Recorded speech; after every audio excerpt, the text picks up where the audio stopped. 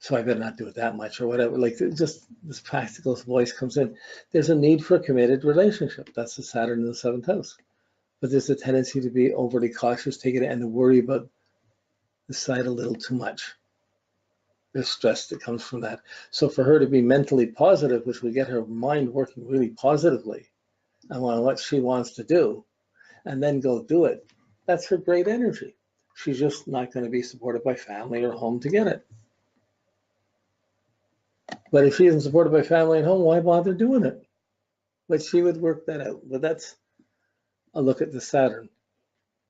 And it's one square. So the square is not defined. The Saturn in the 7th house is one of the big defining factors, the serious or older or inhibited relationship. In Aries, it's inhibited, but there's a challenge, there's a frustration with it. It's got to change, it's got to be active, there's things to be demanded to do. And it's going to take up time. The relationship is going to take up time. And that time demand is going to have pressure on her mind. I have to take care of that. I have to do that, accomplish that before I have respect. If I have the respect, then with what time's left over, I could do something. But how much? So a puzzle here.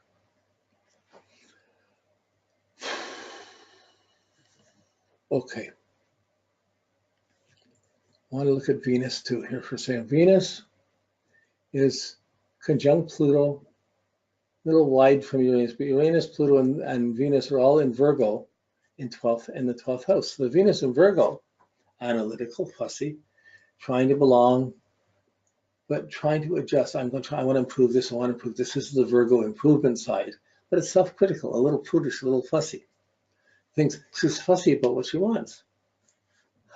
But practical, what she likes practical things, has a good sense of style and taste. Her moon feeds into that. But because the moon, the Venus here, that rules the moon, is in the 12th house, conjuncted by Pluto. When she was born, she wasn't necessarily wanted. There was confrontations about who wants her, what's it going to cost, what we're going to do, it's a girl or whatever. All of these issues were there. And she brought up feeling guilty about that, because she grew up feeling guilty and blame for her mother's problems or family problems. She doesn't want to cost them money or cause undue things. So it's easy to say that she might want to break away from the chains of the past. But her Venus also includes a sense of satisfaction and appreciation.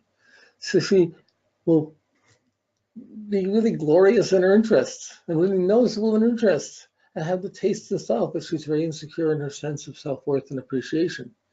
So she puts out better than most people, but she's feeling insecure, moon, insecure about how beautiful, how appreciated she is.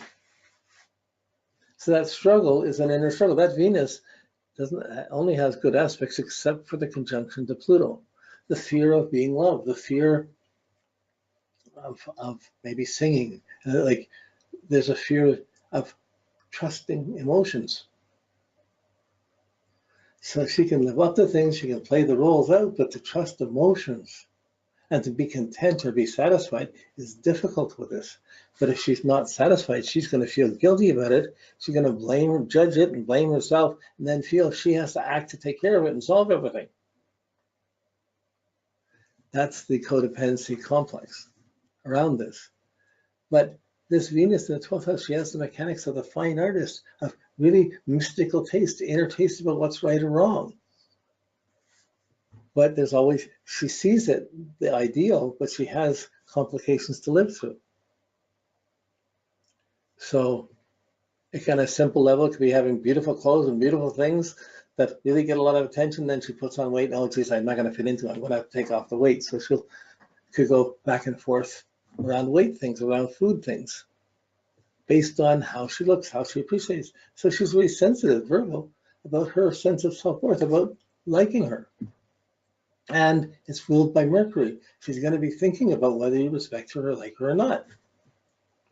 So the minute she senses it's not exactly as it should be, it's not quite nice, or even if it's positive, she has a shadow around being worthy enough. And the Mercury that is guiding that tends to be inhibited. I'm not being supported, so I can't be really that good. I better not. Like, so there's a funny balance between getting attention and then not knowing how to deal with it, or feeling one doesn't deserve it. So I would come up with the idea that she has great taste, but she doesn't believe in her own taste. In the 12th house, other people aren't recognizing her. She gets caught in complications around relationships.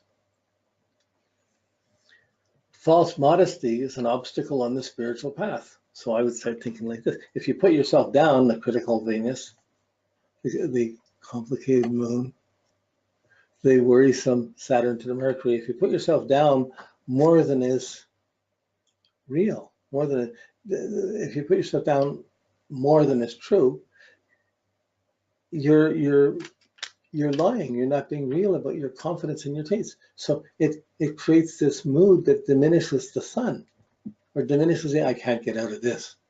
I don't want this. Will I ever get what I want? Whatever. It could create idealized relationships.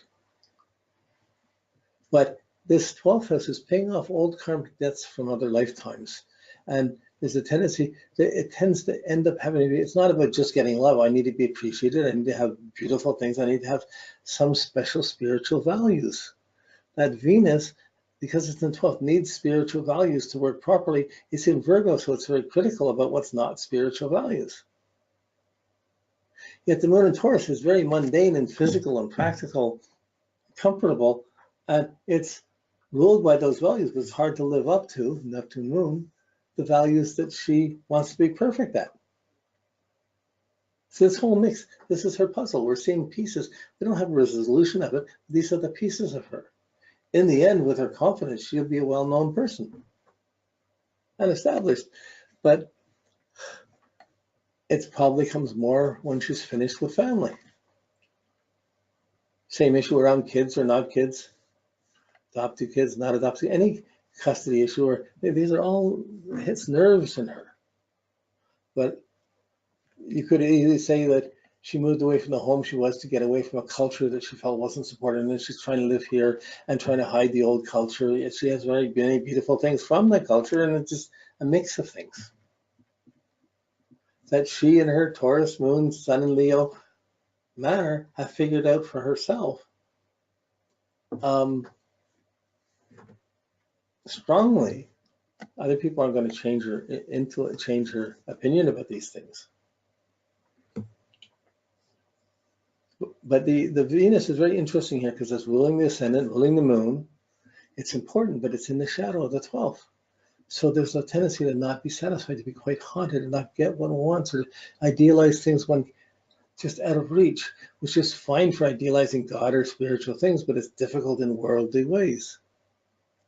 And the ascendant is tied up to that, the moon is tied into this. So not getting it is like a rejection. And who's to blame for the rejection? I must be blamed. What do I have to do? Like, you have this paradox, but in the end, you have this really noble teacher that needs her own career and her work, and needs to rise above the lotus, above the mud. Okay, so if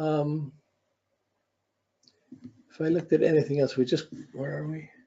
Okay, if we quickly look at the Mars in Scorpio, in the second house, I have to make money, I have to do this, I have to get resources, I'm going to do this. I have to use my values, I have to be working to make money. Mars to the Sun, what do I have to do to get money? Is it what I want to do? Venus in the 12th, I might have to work at things to get money, so you don't dependent on other people that aren't just the thing that you want to do. So it makes it harder to do what you want against the necessity of what I have to do. That's square to the Mars to the Sun. And that pushing for resources and money, I have to take care of this, I have to take care of this. It adds a fixed, determined pressure on the Sun and the Jupiter. And we talked about it from the Sun viewpoint, but the Mars is very determined and drives things. She can take care of things, but she's going to push that extra adrenaline and push that extra minute. She pushes for more than she's going to get. Then there's the undertow within it. But that same energy that's complicated in worldly matters, if she became the spiritual student or was studying mystical things, that Venus would blossom. She'd appreciate things. She would know them. She'd hear that Mercury, Saturn is a good listener.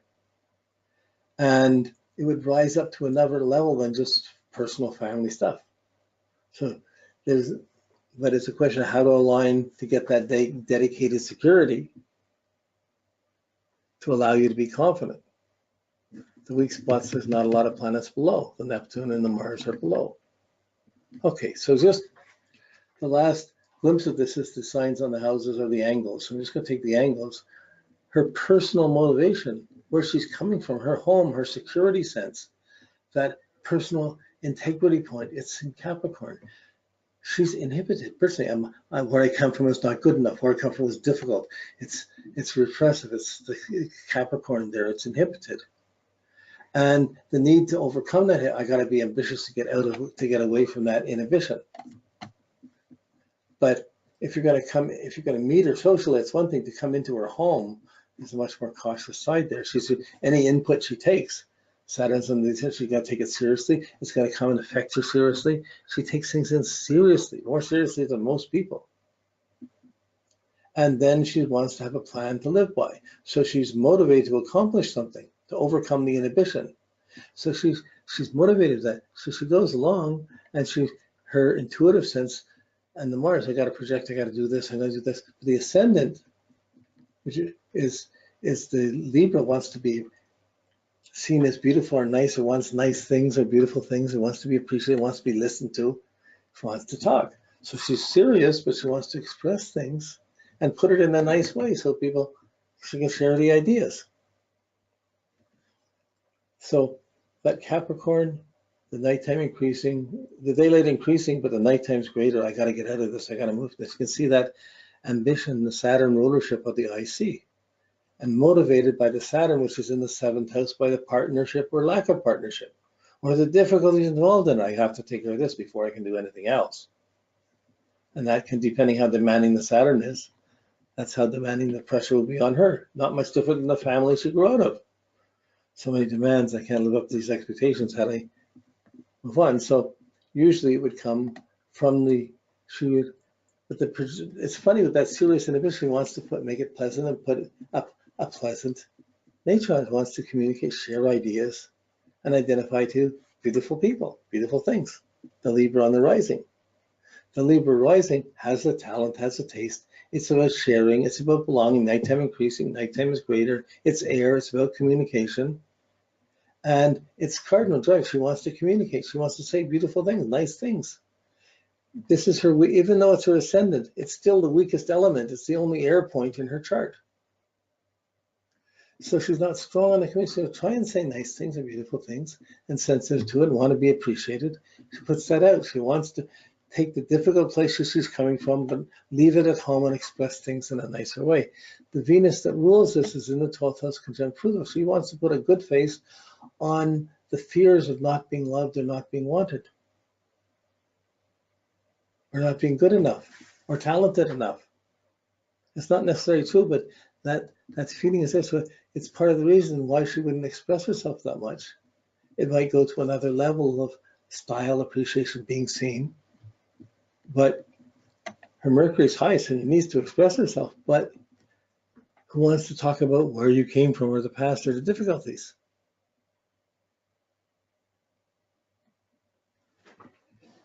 It's interesting, but